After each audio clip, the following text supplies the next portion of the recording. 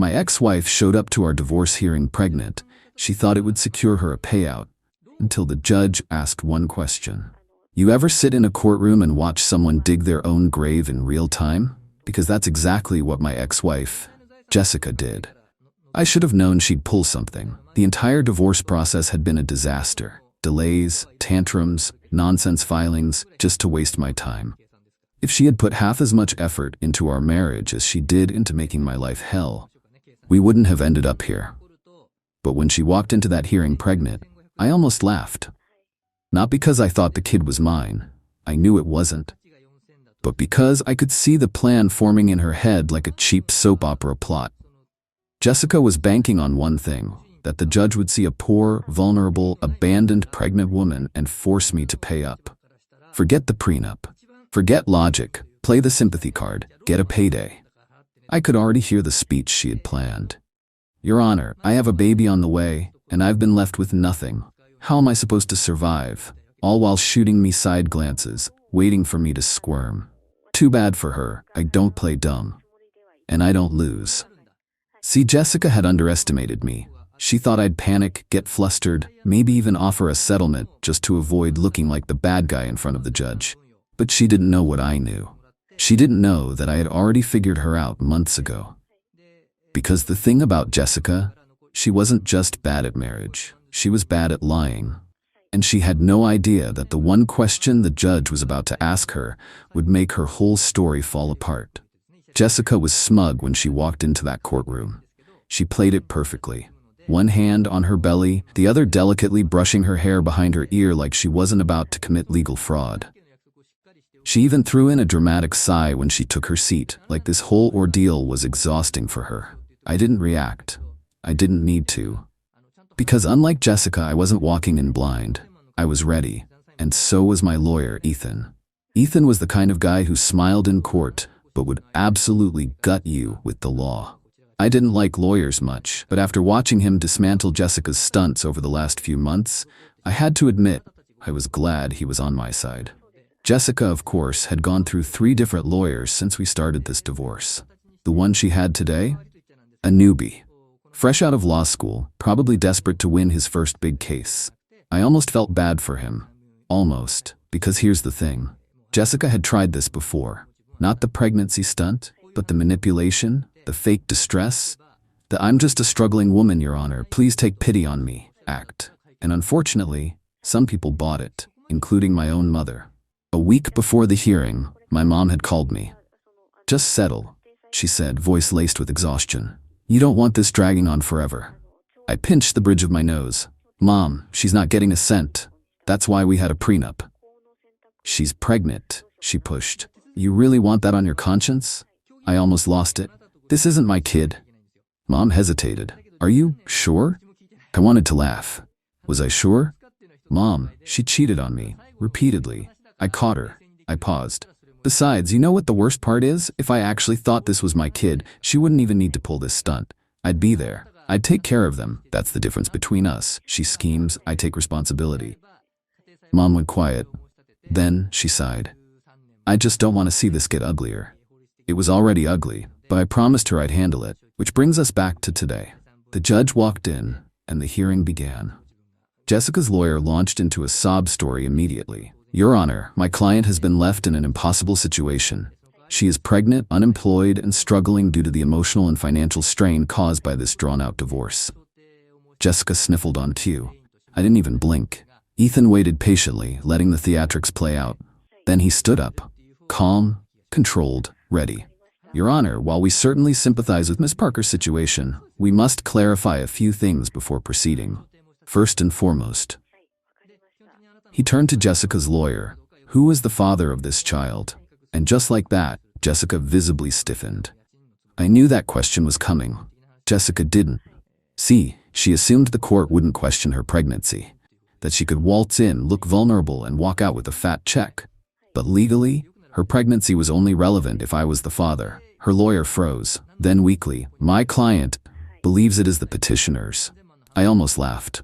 Believes? Ethan didn't even flinch. She believes? So there's no proof?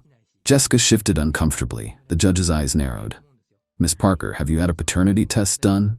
Jessica's mouth opened, closed, opened again, trapped. I just assumed. You assumed? The judge repeated, unimpressed. Miss Parker, is there any evidence to suggest the petitioner is the father?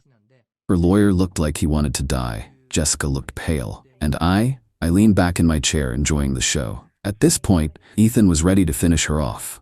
Your Honor, we have strong reason to believe this child is not my client's. He pulled out photos, taken 2 months after Jessica and I separated, of her on vacation with another man, holding hands, kissing, clear proof she had moved on. And then, the final nail in the coffin. Ethan slid medical documents across the table. Additionally, we have subpoenaed Miss Parker's recent medical records, which show that her first confirmed pregnancy test was months after she and my client had last been together. Jessica's face crumpled. Her lawyer looked at her, realizing she had never told him any of this. The judge? He let out a long sigh and shook his head. Miss Parker, this court does not take kindly to deception. Given the evidence, there is no basis for financial support.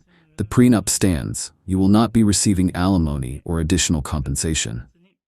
Boom. Jessica gasped like she had been physically struck. But, Your Honor. This hearing is over. Done. Jessica sat there, frozen. The judge's words were still hanging in the air, but I could see it happening in real time, her brain scrambling for a way out. This wasn't how she thought today would go.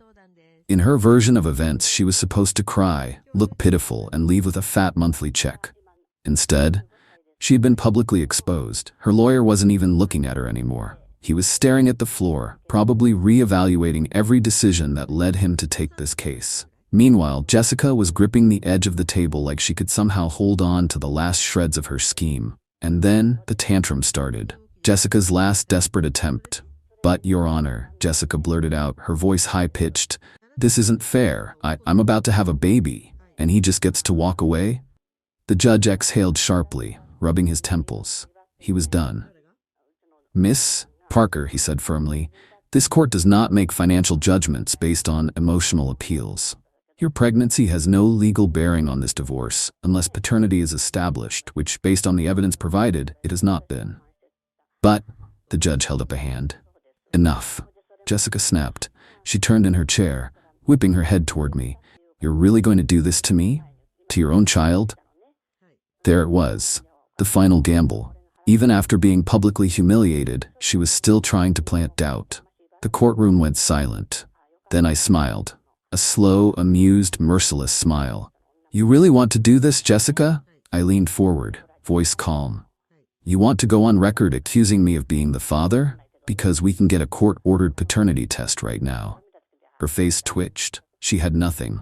She knew she had nothing. And in that moment, so did everyone else in the room. The judge didn't even bother responding this time. He simply turned to the clerk. Adjourned. Done. Jessica had lost everything. But it wasn't over yet.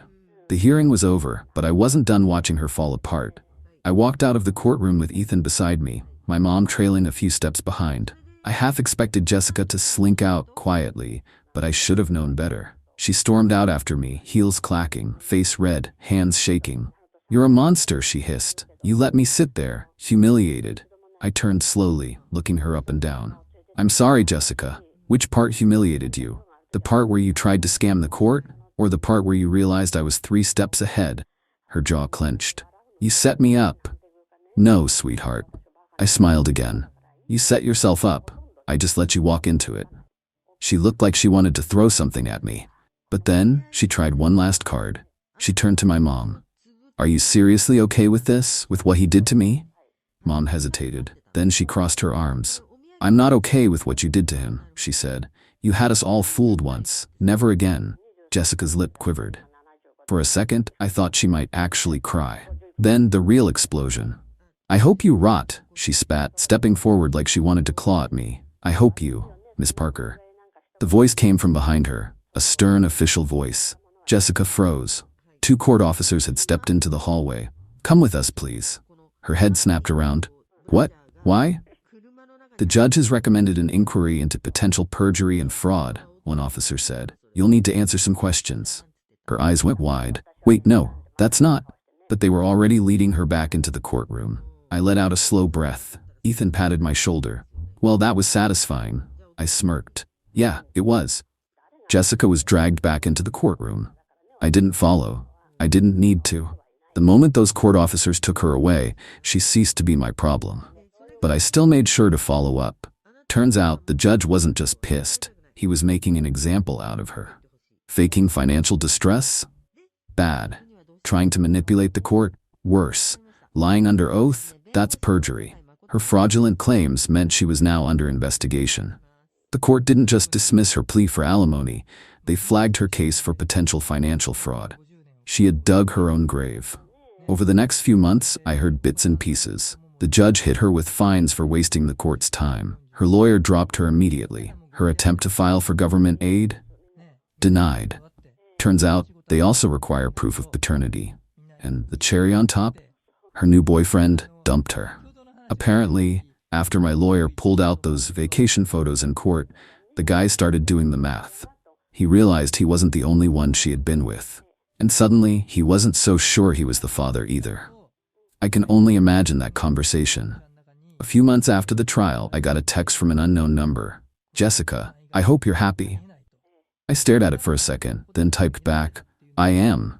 Thanks for asking. Then I blocked the number. I didn't need to hear from her again. She had spent years trying to manipulate, control, and milk me for everything I had. But now, she was alone. And for the first time in a long time, I was free.